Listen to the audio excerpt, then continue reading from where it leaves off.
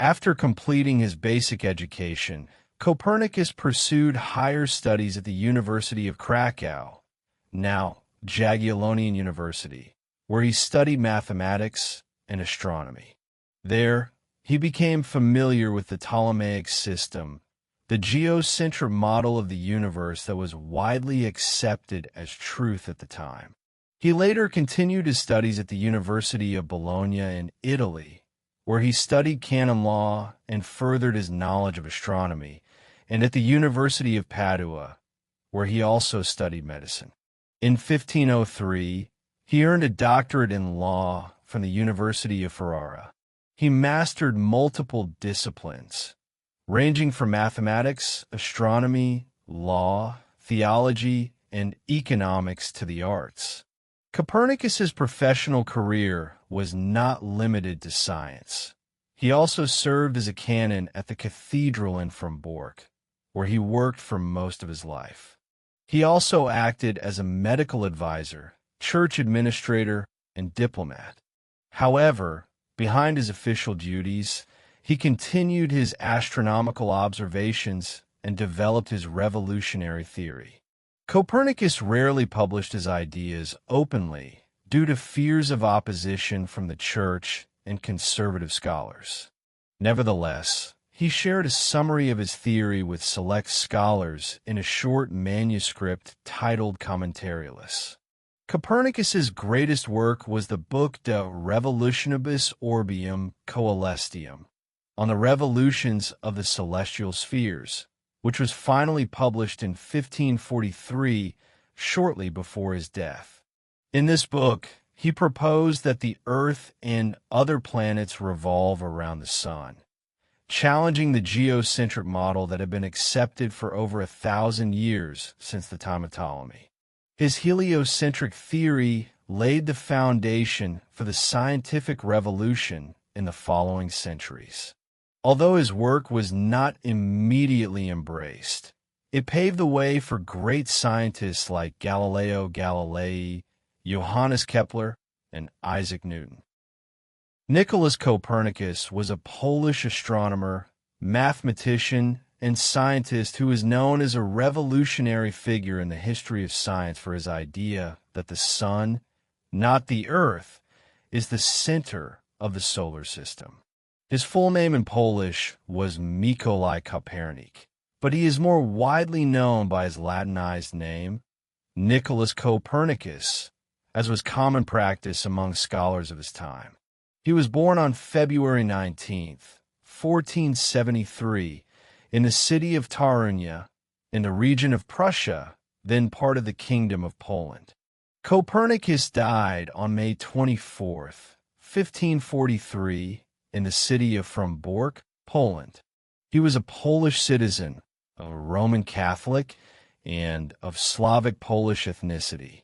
He also served as a canon of the church, a type of non-ordained clergy, making religion an important part of his life, although he was not widely recognized as a religious figure.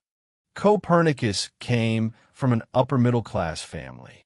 His father, Nicolaus Copernicus Sr., was a successful tobacco and copper merchant, and his mother, Barbara Watson-Rode, came from a wealthy and educated German-Polish family. His father died when Copernicus was around 10 years old, after which he was raised by his maternal uncle, Lucas Watson-Rode, a bishop and an influential figure in the Catholic Church. His uncle played a significant role in Copernicus's education and early career. Copernicus spent his childhood in Torunia, a cosmopolitan city on the banks of the Vistula River. He grew up in an environment that valued education, culture, and religious life. He received his early education at a local church school, and from a young age showed interest in mathematics, astronomy, and classical languages. Due to his uncle's position in the church, Copernicus had access to quality education and intellectual networks. Copernicus never married and had no children. His personal life was simple and deeply dedicated to science and the church. He lived as a bachelor, a scientist, and a thinker. Beyond science, he had interests in economics and once wrote an analysis on monetary value and fiscal policy.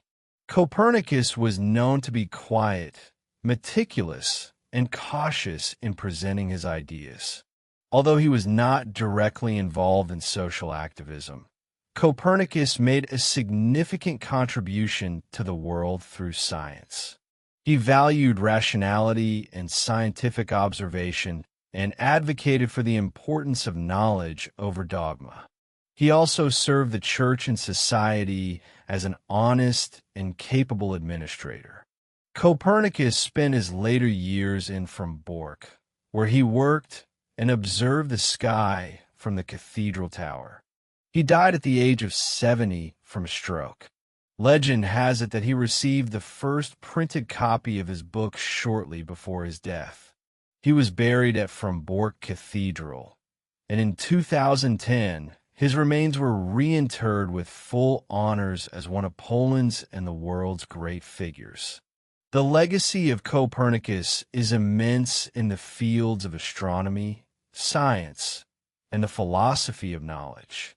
He is known as the father of modern astronomy, and his theory fundamentally changed how humanity viewed its place in the universe. One of his famous quotes that reflects his scientific spirit is, "Mathematics is written for mathematicians." Copernicus's heliocentric discovery not only revolutionized science, but also influenced philosophy, theology, and human self-perception. He is remembered as a pioneer of the scientific revolution who helped liberate science from the confines of dogma. The life story of Nicolaus Copernicus is not merely a series of events and achievements, but a reflection of the human journey through the twists and turns of life, from failure to success, from doubt to conviction. Every step he took left a mark that not only influenced his own era, but also bequeathed enduring values that live on to this day.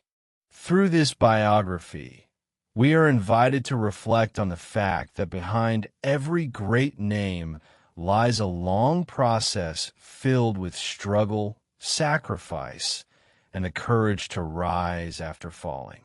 Greatness is not something that arrives instantly. It is the result of unwavering belief in one's vision and life principles. May the life journey of Nicolaus Copernicus serve as a reminder that whoever we are and wherever we come from, there is always room to dream, grow, and give meaning.